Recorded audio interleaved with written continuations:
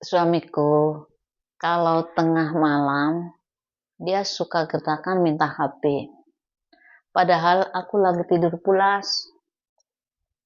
Aku bilang, jangan ganggu. Suami bilang,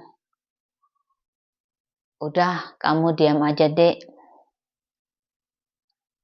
Pinjam lubangnya aja. Sudah selesai, nggak sampai 5 menit. Udah selesai. Habis itu dilapin, dibersihin, dirapin lagi sama suami.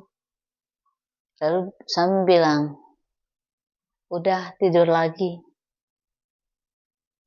Ada ya suami kayak gitu, cuma pinjam lubang.